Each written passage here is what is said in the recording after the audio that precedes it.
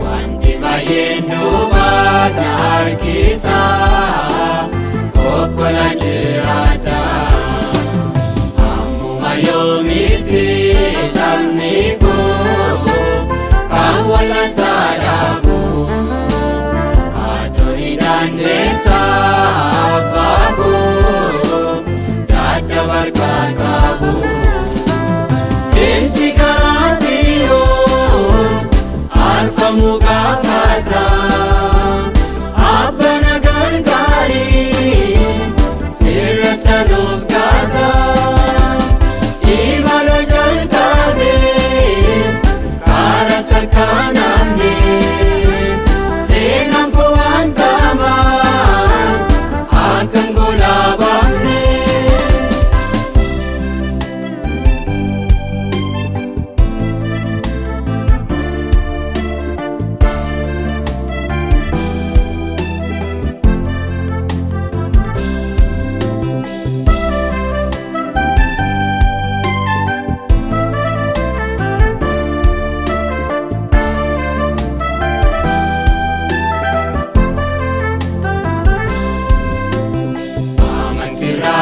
Anaaf kenni akka ijoollee biroota qormaataaf kan jilbeeffanne akka ta'uuf goota akka sirraaq meeshaa qabdiin eeguu seenaa kan hojjedhu na gargaarii kaachuu gotuu muree gonfa kan fudhadhu deemsi karaa Xiyoon arfamu gaafata abbana gargaarii sirrata nuuf gaata imala jalqabee karaa takka namne seenaan koo waan tamaan dhangulaafamne.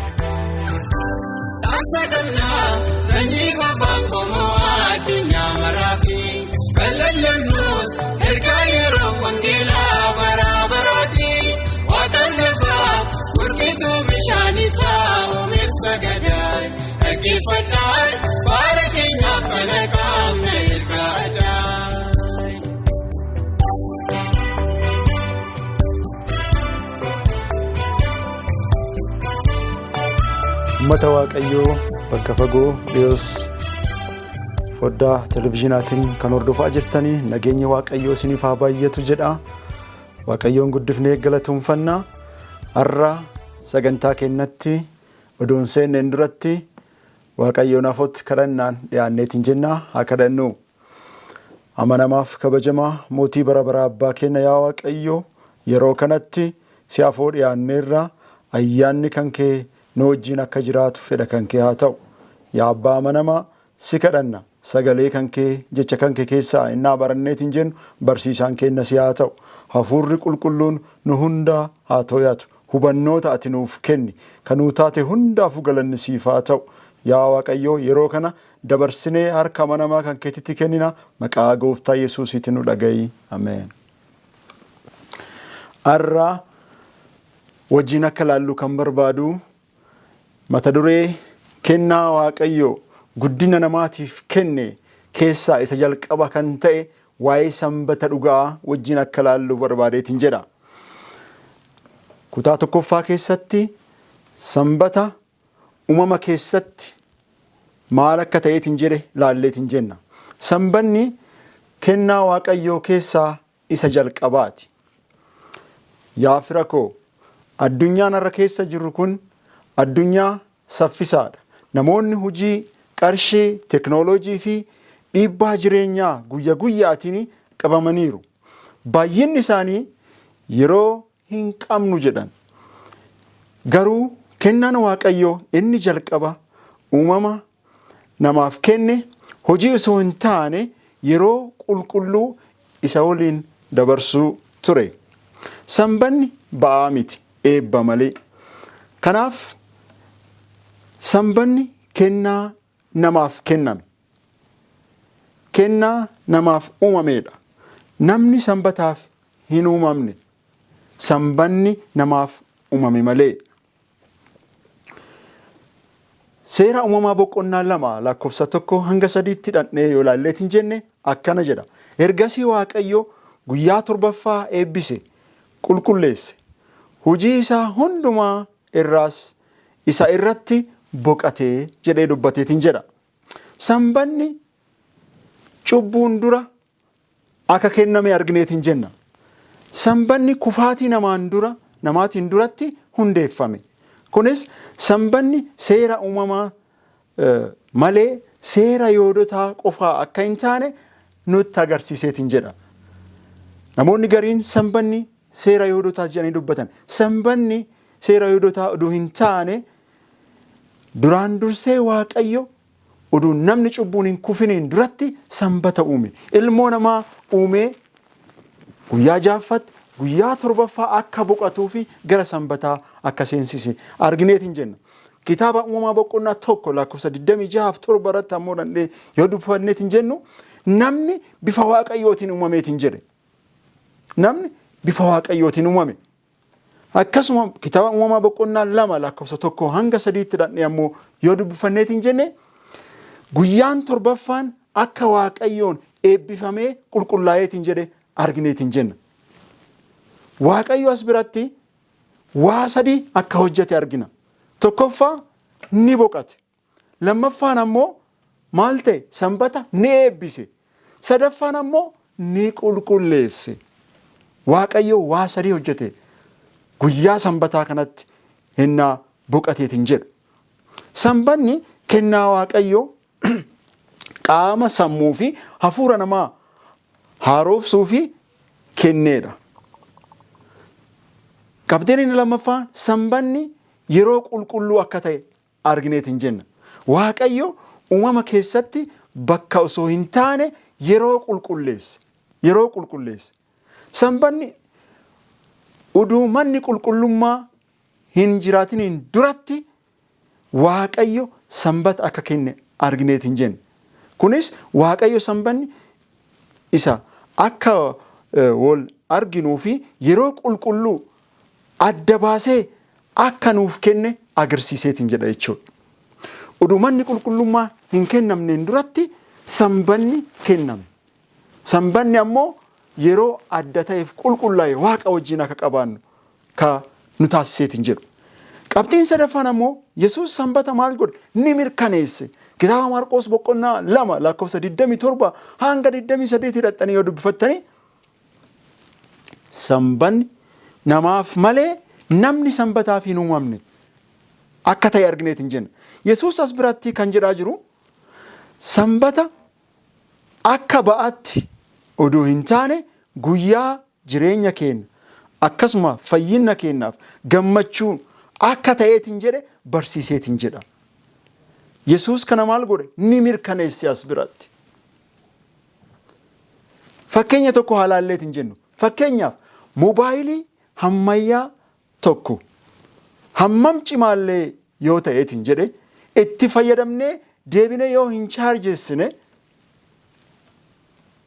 maal hin ta'u? Hin hojjetu. Akkasuma immoo namni boqonnaa hafuuraa yoo hin arganne yeroo dheeraaf akka gaariitti itti fufuu hin danda'u. Sanbanni guyyaa Waaqayyo maal godhu? Hafuura qulqulluudhaan isaan deebinee itti wal geennu guyyaa inni chaarjii itti nu godhu jechuudha. Gaafii tokko mee haa gaafannu. Sanbata akka dirqamaatti moo akka eebbaatti ilaalleetiin jenna? Ufaa gaafannu. Lammaffaa maatiin keenya sanbata gammachuudhaan kabaju moo attam? Sadaffaa sanbanni walitti dhufeenya Waaqayyoo wajjin qabnu cimsaa jira moo attam jennee uf gaafachuu nu barbaachisa. Kanaaf sanbanni kan jalqabe gaara Siinaa osoo hin taane iddoo dhaaba Eedenii keessatti akka ta'e argineetiin jenna. Kennaa jaalala Waaqayyo jaalalaan nuuf kenna. Yeroo qulqulluu walitti dhufeenya uumaa keenya wajjin qabnu haaromsuu qaama sammuu fi akkasuma hafuura keenya kan jabeessu akka ta'e argineetiin jenna. Sanbata abboommii kurnan keessatti akkasuma immoo raajotaa fi tajaajila Yesuusii lafa kanarra kennaa ture keessatti ilaalleetiin jenna. Qabxii isa lammaffaa irratti. Sanbata abboommii kurnan keessatti maal fakkaata? Sanbanni raajonni maal jedhan waa'ee sanbata? Akkasuma immoo tajaajilaaf Yesuus inni lafa kanarra ture attamitti sanbataan walgeettiin isaa maal fakkaata akka ta'e ilaalleetiin jenna. Akkuma kutaa jalqabaa keessatti sanbata iddoo dhaaba Eedenii keessatti akka hundeeffame argineetiin jenne har'a immoo amma yeroo kanatti Waaqayyo gaara Siinaa irratti ammoo maaliif sanbata akka yaadate raajonni waa'ee sanbataa maal akka dubbatan akkasuma Yesuus mataan isaa akkamitti sanbata akka eegaa ture ilaalleetiin jenna. Abboommii keessatti hin ilaalleetiin jennu abboommiin arfaffaani akkuma arginu Waaqayyo maal jedhe? Sanbata eebbisee kenne. Guyyaa sanbataa guyyaa 6 hojjedhu, guyyaa 7ffaa irratti ammoo boqadhu. Atis namoonni mana kan kee keessa jiranis hundinuu isatti boqadhaa jedhee dubbateetiin jedha abboommii arfaffaa irratti. Abboommii arfaffaa kana keessatti kalaalleet hin jennu qabxii sadii argineet hin jennu. Takkaffaa maqaa nama seera kennee Waaqayyo jedha. Waaqayyo abbaan kee jedha. Seera kana akka inni kenne argina. Inni lammaffaan ammoo mata dureen isaa maal jedha? Uumaa. Uumaa kan kee jedha. Bal'ina bulchiinsa isaa ammoo samiif lafa, galaana, waan isa keessa jiru hundumaa. Kun maal agarsiisa? Sanbanni chaappaa uumamaa akka ta'eetiin jedhe agarsiisa. Waaqayyo guyyaa jahaa hojii isaa hojjetee ardiif samii uume waa hunda. Guyyaa torbaffaa ammoo xumuruu isaa kanaan raggaasise. Ni boqate jedha innis. Yesuus kana innaa dubbatu waan dadhabeef miti ka boqate.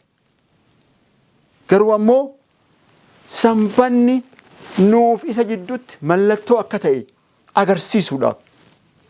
Sanbanni yaadannoo uumamaati.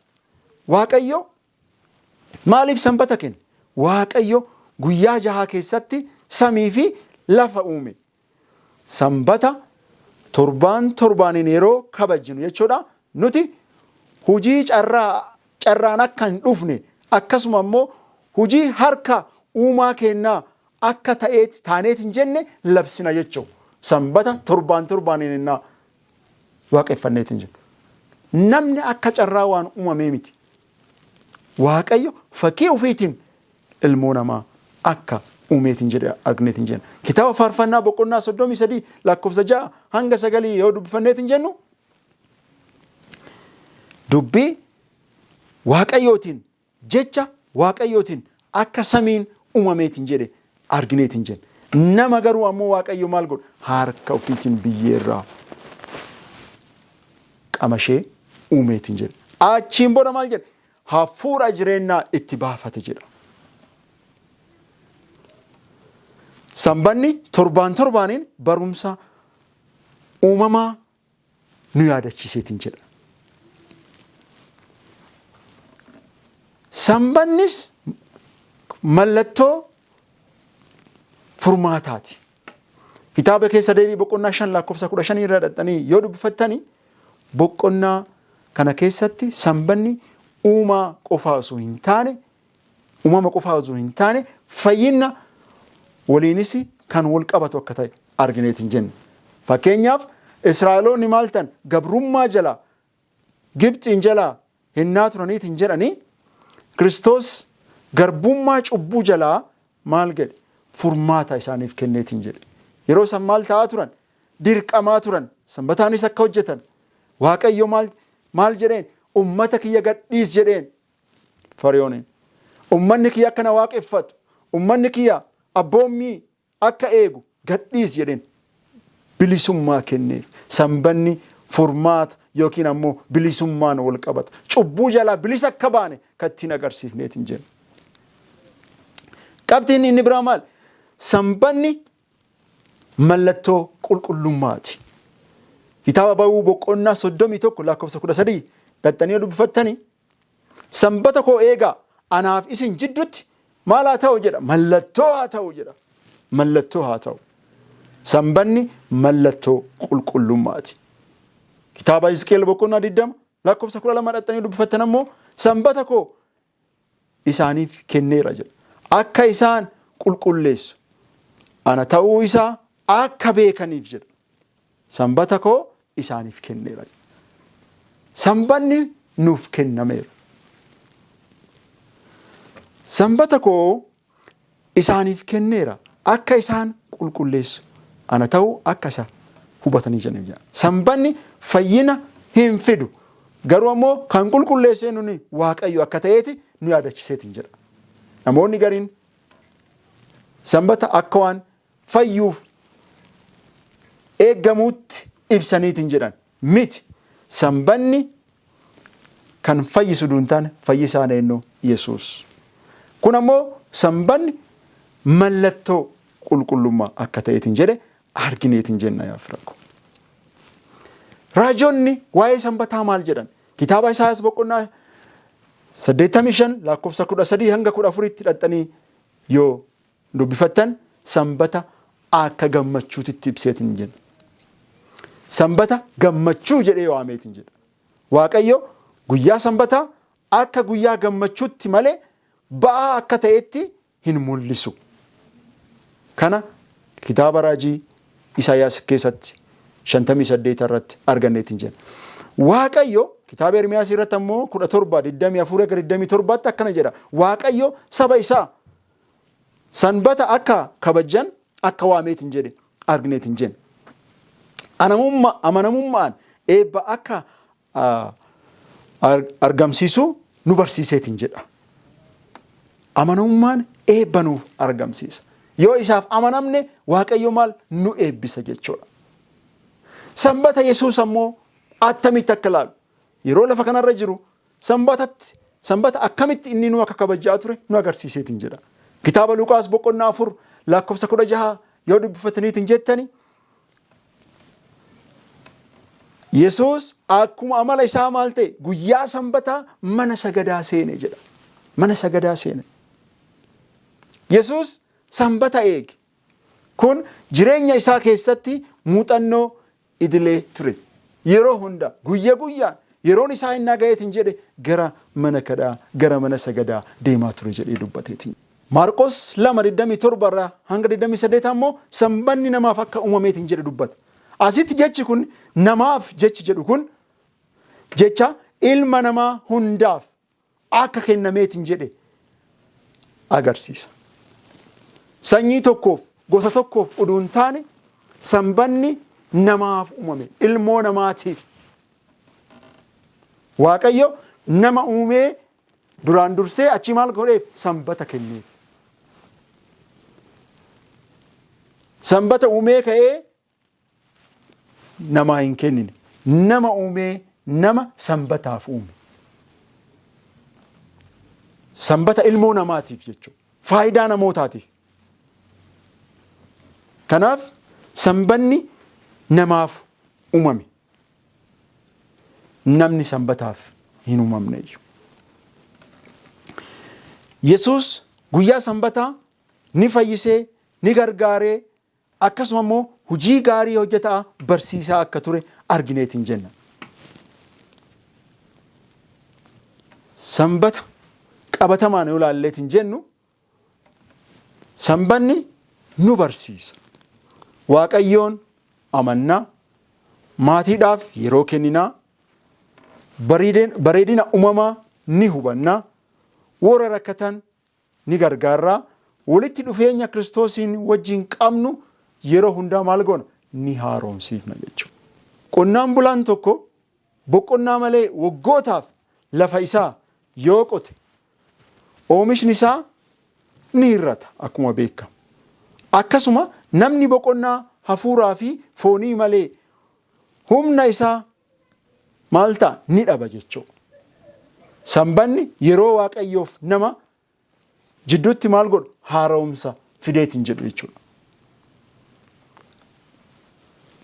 Kanaaf sanbanni uumama irraa eegalee abboommii kurnan keessatti kan hundeeffamee fi raajotaan kan kabajame jireenya Yesuus keessatti ammoo kan jiraate yoo ta'u kiristaanonni har'as mallattoo uumamaa furuu fi qulqullummaa mallattoo qulqullummaa akka ta'e amanuu nu barbaachisa. Amanuu qofaa miti ittiin jiraachuu nu barbaachisa jechuudha. Waa'een sanbataa abboommii kurnan keessatti illee yeroo uumamaa irraa jalqabee akkasuma immoo raajotaan illee kabajame Yesuus isaanillee ammoo mirkanaa'ee akka jiru argineetiin jenna. Kanaaf kana eessa finnaree? Kutaa sadaffaa keessatti ammoo sanbata fayyaa akkasuma immoo saayinsii fi umrii dheeraa namoonni sanbata eeguun eebba sanbata keessaa argannu ilaalleetiin jenna. Kitaaba Maarqosii boqonnaa 2 lakkoofsa 27 irratti sanbanni namaaf malee namni sanbataaf hin uumamne jedha. Kana jechuun Yesuus akka yommuu akkana innaa dubbateetiin jedhu sanbanni kan kenname faayidaa namaatiif akka ta'e labsa jechuudha. Kanaaf mee akkas jennee haa gaafannu. Sanbanni nama akkamitti fayyadeetiin jedha. Sanbanni akkamitti nama fayyada? Tokkoffaa sanbanni boqonnaa qaamaa namaa kennuudhaan nama fayyada. Guyyoota 6 hojjetaa turree guyyaa 7ffaatti hennaa boqanneetiin jennu qaamni keenya ni boqota jechuudha. Kanaaf hafuura qofaan oduu hin taane qaamuma keenyaafuu faayidaa qaba jechuudha. Waaqayyo nama qofaaf boqonnaa hin kennine. Bineensotaaf, hojjettootaaf, namootaaf akkasuma immoo uumaa isaa warra ta'e hundaafu. Maaliif akkuma kitaaba bahuu keessatti argineetiin jennu atis horiin kan kee illee qabeenyi kan kee martinuu jedha. Guyyaa sanitti jedha kitaaba bahuu 23:12 irratti namni qofaan oduu hin taane namni dawoo kee keessa jiru, namni mana kan kee jiru, horiin kan kee illee jedha. Waaqayyo nama qofaafii miti. Kanniin maraafuu Waaqayyo boqonnaa kenneera. Kanaaf boqonnaa qaamaa. Inni lammaffaan faayidaan arguu dandeenyu, hubachuu dandeenyu boqonnaa sammuuti. Kitaaba Maatiyos boqonnaa 11 lakkoofsa 28 hanga 30 irratti isin warri dadhabdan ba'aan isinitti ulfaate hundinuu gara koo koottaa jedha. Ani maal isin godha? Boqonnaa isiniif kenna jedha. Boqonnaa isiniif kenna. Sanbatatti boqonnaa sammuu arganna yaa firaqo. Kun carraa guddaa, eebba guddaa. Waaqayyoon afoo dhufanii waa'ee isaa, gaarummaa isaa, yaadaa isaa waaqeffataa guyyaa sanbataatti ooluun eebba akkasuma boqonnaa sammuu nuuf kenna. Inni sadaffaan ammoo akka qorannoon hammayyaa boqonnaa wal qabsiisee agarsiisutti namoonni boqonnaa qaban yeroo baay'ee dhiphina keessaa fagaatanii nagaa sammuu warri qabanii umrii dheeraa akka jiraataniitiin jedhan agarsiiseetiin jedha. Kunini faayidaa foon kennaan argan kaafuuraa akkuma jirutti ta'ee jechuudha. Dabalataan sanbanni kan biraa ammoo maatii keenya wajjin kan itti dabarsinu. Kitaaba keessa deebii boqonnaa 6 lakkoofsa 6 hanga 7 irratti dhaxxanii dubbifattan sanbanni maatiidhaaf maaliif yeroo tokkummaa waan qabaannu torbaan keessatti warri qaamni keenya hojiin kan dadhabe namootaan kan wal ga'uudhaan yeroo kana namni martinuu yaada adda addaatiin qabamee olii gad innaa fiigu guyyaa sanbataa maatii ofii wajjin maatii mana kadhaa hafuuraa wajjin boqatee yeroo dabarsee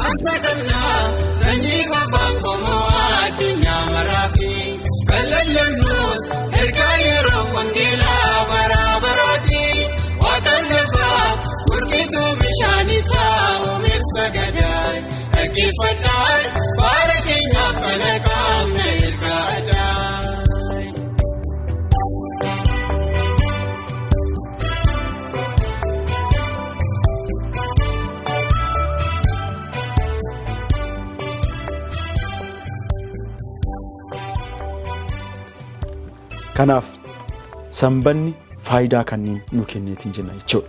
Sanbanni yeroo hojii itti dhiifnee teenyu qofaa miti.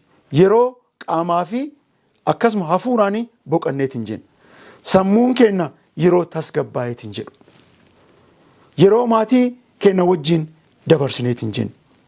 Kanaaf sanbanni dhugamaan kennaa Waaqayyo guddaa ilma namaatiif kenne. Kanaaf jenna jechuudha. Qo'annaan garaagaraa akkuma duratti ibsuu yaaleetiin jedhetti faayidaa inni kenneetiin jedhu kaaniitiin jedhan. Qo'annaa adeemsifame irratti namoota lafa kanarra umrii dheeraa jiraataniitiin jedhan yoo laalleetiin jennu fayyaa fooyya'insaa fi akkasuma tasgabbii warroonni qaban warroota Waaqa wajjin boqonnaa qaban akka ta'e qo'annaan saayinsiis qorannoon irra ga'eera. Nyaata fayyaa qabeessa nyaachoo, tamboo xuuxuu dhiisuu, dhugaatii dhuguu dhiisuu, shaakala ispoortii, deeggarsa hawaasummaa akkasuma jireenya hafuuraa torbaanitti guyyaa boqonnaa kana keessatti isatti daballee yaada amma tuqame kanniin yoo godhe namni tokko fayya qabeessaa fi akkasuma waaqa ofiillee seeraan tajaajiluu umrii dheeraa jiraachuu danda'a jechuudha. Waaqayyo hennaa nuu kenne keessatti kanniin eennee yoo jenne Waaqayyo akka nu eebbisu fayyaa kennallee nutti dubbateetiin jedha jechuudha. Sanbata mootummaa bara baraa keessatti ammoo ilaalleetiin jenna. Hanga ammaa kalaalaa turre sanbanni lafa kanarratti faayidaa inni nuuf kennu waaqa wajjin akkamitti jiraachuu akka nu barbaachisu ilaalaa turre. Sanbanni wamasitti hafumoo mootummaa bara baraa keessatti illee ni eegama ka jedhu ilaalleetiin jenna. Macaafni qulqulluun sanbanni eedani keessatti akka jalqabe nutti hima. Seera uumamaa boqonnaa 2 irratti danda'ee dubbifanna. Akkasuma immoo macaafa mul'ataa keessatti ammoo waaqeffannaa Waaqayyoo kasirrii ta'e isa wajjin qabaachuu akka nu barbaachisu dubbata. Mul'ata boqonnaa 14 irratti. Akkasuma dachii har'a keessa jiraannu keessatti sanbanni akkuma kabajamu akkasuma ammoo isa dhufuuf jirutti illee ammoo kabajamu akka qabu dubbateetiin jedha. Kitaaba Isaayaas boqonnaa 66 irratti dandhee yoo dubbifanneetiin jenna. Waamicha Waaqayyo isa waaqeffadhaa jedheen waama ammoo kitaaba mul'ataa boqonnaa 14 lakkoofsa 6 hanga 7 irratti arganeetiin jenna. Maal jedha? Isa samiif dachii galaanaaf burqaa bishaanii uumee isaaf sagadaa jedha. Isaaf sagadaa. Ibsa kanarratti kallattii garagaraatiin ilaaluu ni dandeenya. Kitaaba Ba'uu boqonnaa 20 lakkoofsa 11 irratti abboommii arfaffaa isatti nu deebiseetiin jedha. Achitti maal jedha? Abboommii arfaffaa irratti Waaqayyo jalqaba waaqeffannaa akka uumeetiin jedha. Gara jiddu galeessaa nama kan fidu waaqeffannaa dhugaa san akka ta'e argineetiin jenna. Wal dhabdee dhuma adda durummaa eenyu akka waaqessinuu fi kan nu agarsiiseetiin jedhu sanbanni waaqeffannaa uumaa akka nu yaadachiisu argineetiin jenna. Sanbata waaqeffachoo kennaanii uumaa kan uume eesii jennee isaaf waliigaluu kenna agarsiiseetiin jedha. Sanbanni chaappaa Waaqayyo akka ta'e argineetiin jenna. Sanbata koo maal jedha? Anaaf isin jidduutti mallattoo akka ta'u jedha. Chaappaadha. Macaafa qulqulluu keessatti jechi mallattoo yookiin chaappaa jedhu kun walitti dhufeenya abbummaa yookiin aangoo fi amanamummaa agarsiiseetiin jedha. Namni tokko waan tokko hojjetee xaliyaa tokko barreessee erga jedheen booda maal godha? Chaappaatti godha. Chaappaan sun maal agarsiisa? Aangoo isaa agarsiisa. Kan kana ka godhe aanaa waan kana hojiirra ooluu qabaa isaan chaappeessuun agarsiisa. Waaqayyo ammoo sanbataan uumaa ta'uu isaa chaappeessee nutti agarsiiseera jechuudha. Kun hojii keenya osoo hin taane ayyaana Waaqayyoo fi deebii amanamummaa akka ta'eetiin jedhee fayyuu keenya nutti agarsiiseetiin jedha jechuudha. Faallaan waan kanaa ammoo kitaaba mul'ataa boqonnaa 13 irratti waaqeffannaa bineensichaa argina. Waaqeffannaa bineensichaa argineetiin jenna. Mul'ata boqonnaa 14 irratti ammoo waaqeffannaa uumaa waaqa galaanaaf ardii uume saniif sagadaa jedha. Kanaaf warri abboommii Waaqayyoo eeganii fi Yesuusitti amananii kanaan beekamaniitiin jedhan jedha. Kitaaba mul'ataa boqonnaa 14 lakkoofsa 12 irratti kan argineetiin jenna. Warra abboommii Waaqayyoo eeganii fi Yesuusitti amanan jedha. Asirratti xiyyeeffannaan waan lama irratti argineetiin jenna. Tokkoffaa Kiristoosiin amanuu fi amanamummaan Waaqayyoo fi abboomuudha. Amanamummaan macaafa qulqulluu yeroo hundumaa ayyaana irratti kan hundaa'e yookiin ammoo hafuura irratti kan hundaa'eetiin jedha. Sanbata kabajuun immoo amala fayyinaa osoo hin taane jaalalaan ayyaanaa fi deebii kennuudha. Sanbata kabajuun amala fayyinaa yookiin waan hin fayyina jennee uduu hin taane jaalalaan fayyinnaa fi fayyina inni nuu kennee fi deebii kennuudha jechuudha. Sanbanni lafa haaraa keessatti duratti tuqeera. Isaayaas boqonnaa 66 lakkoofsa 22-23 irratti fooniin hundinuu sanbata tokko irraa kaasee hanga sanbata biraatti na duratti sagaduuf maal ta'an jedha ni dhufuu jedha. Kan foon uffate hundinuu. Kanaafuu sanbanni lafa haaraa keessatti illee ni jira, samitti illee jechuudha. Namoonni hafeera jedhan sanbanni kan Yihuudootaati jedhan. Yesuus ammoo as biratti kan nutti himaaru, raajichi Isaayaas kan nutti himaaru, sanbata namni martinuu sagaduudhaaf naafootti ni dhufuu jedha. Kun suuraa yookiin agarsiisa ajaa'ibaati. Guyyaan sanbataa Edan keessatti jalqabee har'a addunyaa irratti qabamee jira. Lafa haaraa keessattis maal ta'a? Itti fufa. Edanitti jalqabee har'a nullee keessa jirra. Lafa haaraa bakka itti galuuf deemnu, bakka abdiin eeggataa jiru sanitti illee maal ta'a? Itti fufa. Sanbanni sirna Yihuudootaa qofaa osoo hin taane mallattoo hariiroo bara baraan uumaa fi saba isaa, uumamaaf saba isaa jidduutti Waaqayyo kaa'edha. Sanbanni shaakala amantiiti. Torbaanitti guyyaa tokko hojjechuuni, guyyaa 6 hojjechuudhaani, guyyaa tokko ammoo guyyaa torbaffaa san Waaqayyoo fi ka kennineetiin jennu jechuudha. Sanbanni guyyaa bilisummaati. Garbummaa hujii keessaa, dhibee keessaa, yaada maallaqaatiin qabamuu keessaa, yaada jeequmsaa keessaa, kanneen hunda bara dijitaalii kana keessaa bilisa taanee guyyaa Waaqayyoon bilisummaan waaqeffannuudha. Sanbanni guyyaa abdiiti. Sanbanni torbaaniin dhufaa isaafootti hennaa saganneetiin jennu Waaqayyoon abdanna. Biyya lafaa kana keessatti hennaa jiraannu fooyyaan kan ta'e jireenyi bara baraa sun akka nu dhufeetiin jedhu abdii kan ittiin arginuudha. Kanaaf namni imala dheeraa galaanarra deemee fi mana isaa fagootti argee abdiin guutameetiin jedha. Ifni argu sun ammoo mana isaa oduu hin taane akka mana isaatiif dhiyaateeru kan itti agarsiisu jechuudha. Akkasuma sanbanni mataan isaa samii oduu hin taane mallattoo torbaaniin gara boqonnaa bara baraa sanitti akka dhiyaataarru kan nu agarsiisu jechuudha. Ka garas nu geesseetiin jedhu jechuudha. Kanaaf yaa obboloota koo Waaqayyo uumamarraa kaasee sanbata nuuf kenneetiin jedhu. Kiristoos illee maal ta'e? Hin kabaje. Bara dhumaattis uumaa akka waaqa keenya akka waaqessinu isa nu waamaa jiraadhas jechuudha.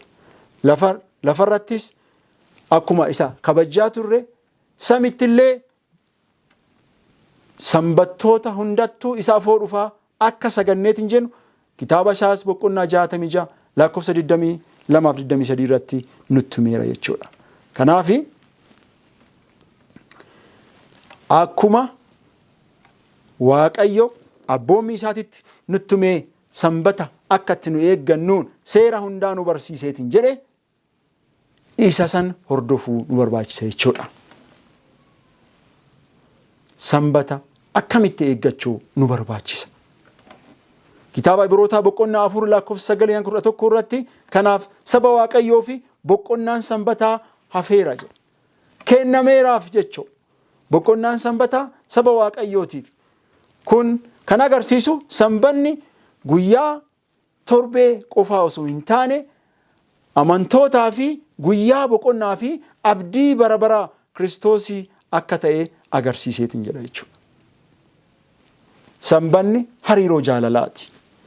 Namoonni baay'een sanbata akkaataan isaan itti ibsaniitiin jedhani akka waan dhoorkaa, waan nama sodaachisu, akka waan ba'aa ta'ee dubbataniitiin jedhan. Garuu macaafni qulqulluun sanbanni jaalala akka ta'e ibseetiin jedha. Waan sanbata nu yaadachiisu Waaqayyo uumaa keenya Yesuus furtuu keenya hafuuraaf qulqullummaan qulqulleessuu akka nu barsiiseetiin jedha jechuudha. Sanbanni guyyaa Waaqayyoon wajjin hariiroo keenya itti cimsanneetiin jennu jechuudha.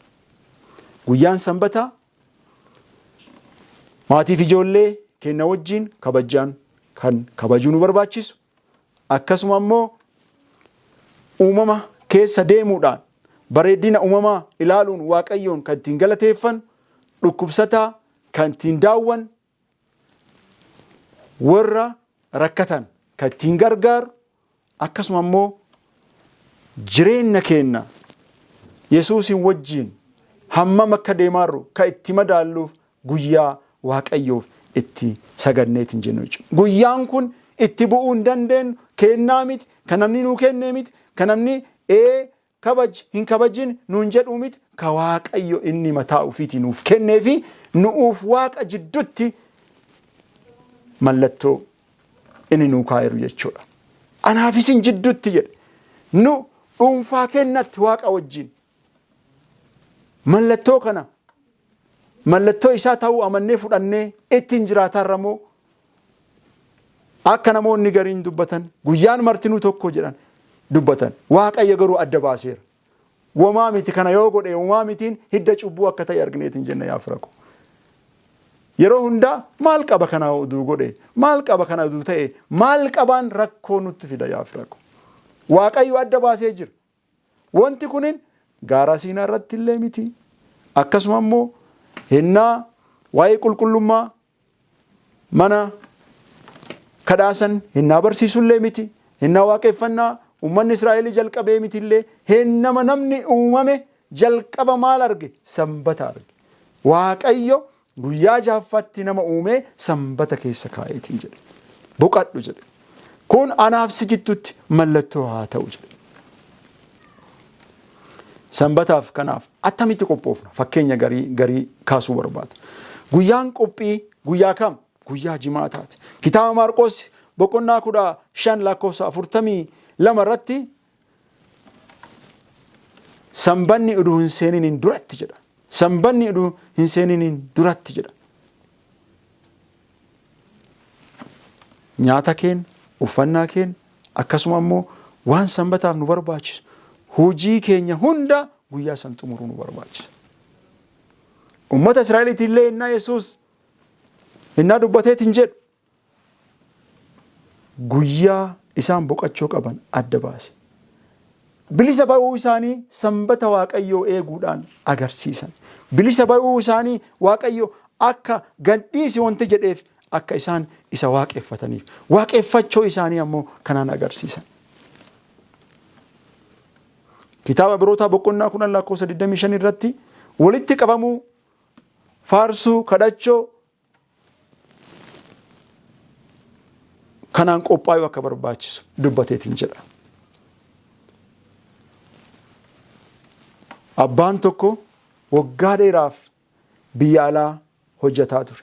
Ilmi isaa torbaanitti guyyaa tokko abbaa ofiitiin walgayaa bilbilaan wal dubbisaa ture.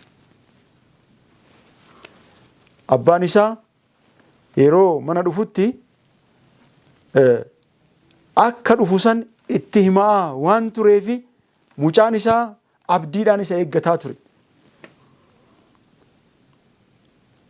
Bilbilli sun abbaa isaa irraa hennaa bilbilamuuf torbaaniin hennaa guyyaa bilbilaa sana eeggatu bilbilli sun abbaa isaa ta'eefi miti. Garuu ammoo akka dhufu waan guyyaa sana guyyaa walgaan sana itti himuuf abdiin abbaa ofii sana eega ture. Akkuma san sanbanni gooftaa nuuf ta'ee uduu hin taane abbaan sanbataa gooftaan Yesuus Kiristoos mallattoo ofii kaa'e san hennaa yaadannuuf hennaa guyyaa san isa waaqeffanneet hin jennu abbaan sanbataa ka ta'e sun akka dhufuu fi gaaf tokko isaan akka wal argineet hin jennu ka nu barsiisu jechuudha. Kanaaf obboloota koo jaalatamtoota. Har'a Waaqayyo uumaa keenya akka ta'e, fayyisaaf qulqulleessaa keenya akka ta'e, sanbanni ba'aa seeraa nu ta'ee duun taane affeerraa jaalalaa akka ta'e hubachuu nu barbaachisa. Affeerraa jaalalaa. Waamicha boqonnaati. Eebba maatiiti. Yaadannoo uumaa keenyaati. Innis dursee samitti dhadhama samii akka ta'e ilaalleetiin jenna. Har'a gareen keenya garee kam murteessuu nu barbaachisa. Gooftaa sanbata kee jaalalaan jiraachuu barbaada jennee deebii isaa deebifna moo deebii faallaa kana ta'e kana beekuu nu barbaachisa jechuudha. Kanaaf sanbanni guyyaa gammachuuti. Sanbanni guyyaa waaqa keenya wajjin dabarsineetiin jenna. Kanaaf akkamitti jiraachuu nu barbaachisa guyyaa sanbataa kanatti. Waaqeffannaan, araaraan, akkasuma uumaa keenya ta'uudha isaatiin isa yaadataa jiraachuu nu barbaachisa jechuudha. Sanbanni yaa fira koo guyyaa hawwiin eegganneetiin jenna. Guyyaa hawwiin eeggannee ira darbunu qofaa oduu hin taane muuxannoo jijjiiramaa jireenya keenya keessatti fiduu nu barbaachisa. Kana Waaqayyo nuuf kenneera. Qaama keenyaaf, sammuu keenyaan, akkasuma immoo hafuuraan gammannee boqannee isaan jiraachuu ooluu nu barbaachisa. Sanbanni guyyaa hojii irraa itti boqannu qofaa oduu hin taane guyyaa Waaqayyoon duratti haaromfamnuudha. Sanbanni riqicha qulqulluu yeroo nama irraa gara Waaqayyootti jijjiiramneetiin jennuudha. Sanbanni dursee hundumaa caalaa ka Waaqayyootti nu dhiyeesseetiin jedhu jechuudha. Dhadhammii samiiti. Samitti dhufanii naafotti sagadanii waaqeffatan waan ta'e. Fayyina keenya mirkaneessuuf osoo hin taane jaalala keenya isaaf ibsuudhaaf kabajineetiin jenna jechuudha. Barumsi guddaan sanbata irraa barannu Waaqayyoon amanuudhaani isatti uf kennuudha jechuudha. Sanbanni guyyaa hojii irraa boqannu qofaa miti. Waaqayyoon duratti guyyaa haara'uufneetiin jenna jechuudha. Sanbanni riqicha akka ta'e nu agarsiiseetiin jedha jechuudha. Kanaafi yaa fira koo boqonnaa sammuu hafuuraa isaan argannee akkasuma seera abboommii inni nu kenne san kabajinee dhugamaan eebba gaarii jireenya keenya keessatti argannee ka hafuuraallee ka fooniillee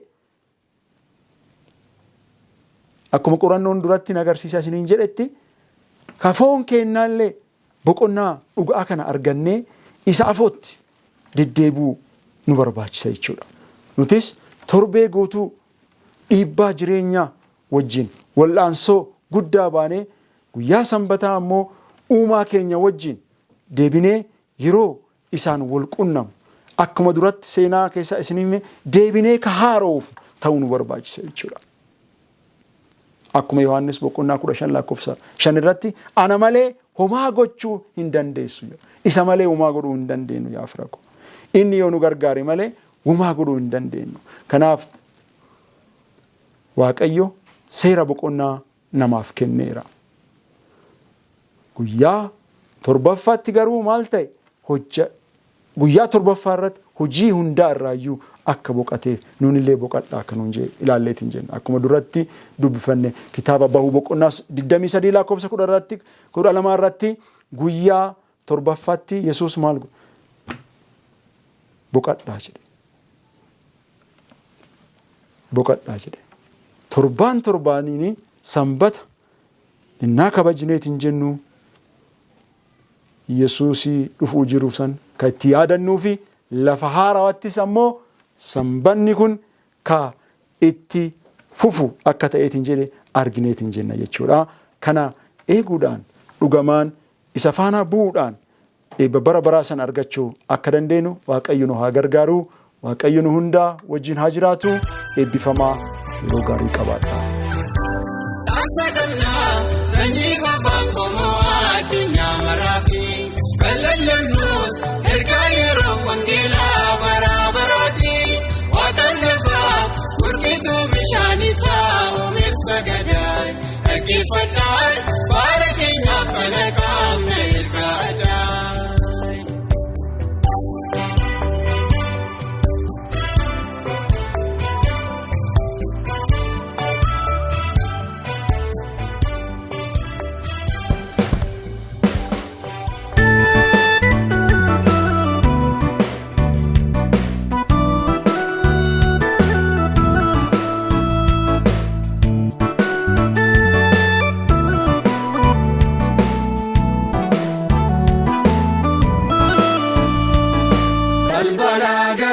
lama dhaabatee inni jiru yeroo dhiyoo booddee waamicha isaa dhaabaa. Aduu dhiite kanatti irbaata nyaachuuf jedhe sagalee maraaroo narrallee ni waama. Nama kadhachaa nafu yoo eegee dhabee jedhe dirqamaan hin seenu bira darba dhiisee. Garummoo gabbii qaba beenyaan gatii dhabe rifeensa mataasaa fixeensi inni jiisee. Yeroon ho'ifatanii irribatti raafanii yeroon irribaa darbee dammaqaa irraafinaa. Waggoonni hedduun uumanii yeroo hamoon dhufanii abdii warra tolootaa dhiyootti jaan arginaa. Inni lallabaa ture hinaafu seenaa ta'e dhirsi misirroon dhufaa dubbateen sobuu innoo.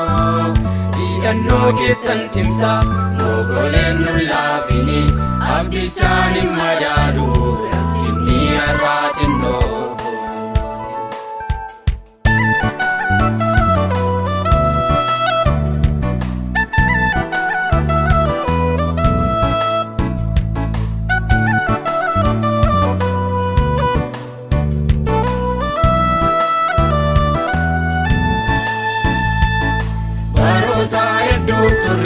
Balbala keenya cufne michuun keenya seenuu futuunuu kadhatu.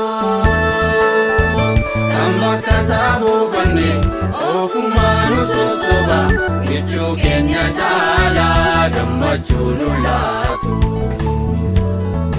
Ammayyuu carraa qabna balbala keenya jira naaf hin banne jedhee garaa kuteen deemne. Kottaamini dammaqna bu'aa tokko nuun qabu wanti keessa keenya bakka Yesuus keenye.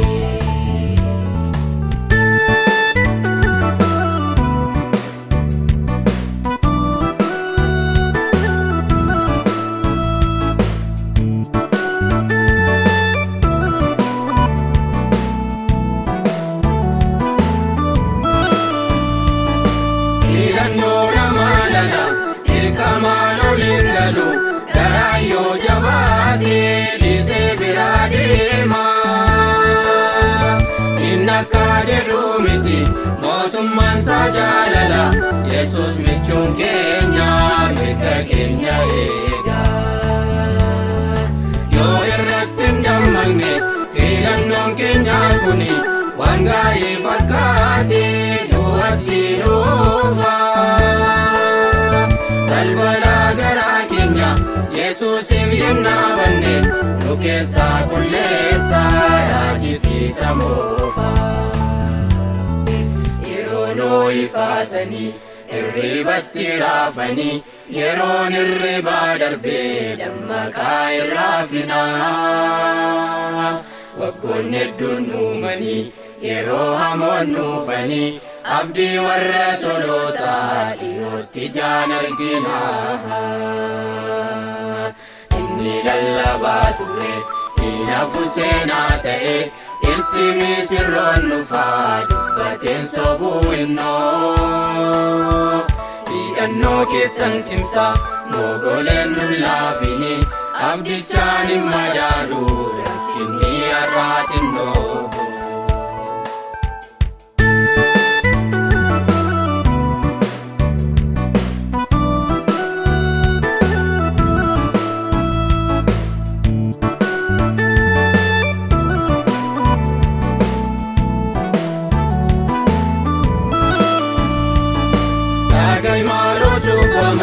Michuun kee balbala kee akka isaaf bantuufi dhaabatee si waama. Yeroo irbaataa gahe laphee keenya jabeessini yeroo dhiyoo booddee biftuun nagaan naama. Eenyullee yoo dhagahe balbala anaaf bane ani ittaan ol seenaa wajjin nan jiraadha. Wayyoo garuu yoo dide darbinaan hin deebi'u, garuu guyyaa dhumaa beenyaa saanan laadha. Eenni si kadhatu michuun kee karaaniyo, inni waa'ee keetiif barruunsaa madaa'e. Ulfina utuu qabu waa'ee cubbamaa baduuf, gonfoo ulfinaasaa inni lafa kaa'e. Duumessaa karaa bahan dhiyoot deebi'ee dhufa, warri isaaf malaanii maddisaatti taa'u. Namni kana dhagaye garaa isaan jabeessini, waamicha Yesuusin jalaa haa dhaga'u.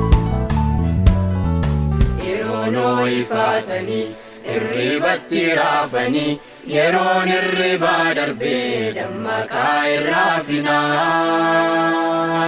Waggoonni hedduun uumanii yeroo hamoon dhufanii, abdii warra tolootaa dhiyootti jaan arginaa. Inni lallabaa ture hinaafu seenaa ta'e, dhirsi misirroon dhufaa dubbateen sobuu innoo. Hidhannoo keessan cimsaa mogoleen nun laafini, abdichaan hin madaalu rakkinni har'aa xinnoo.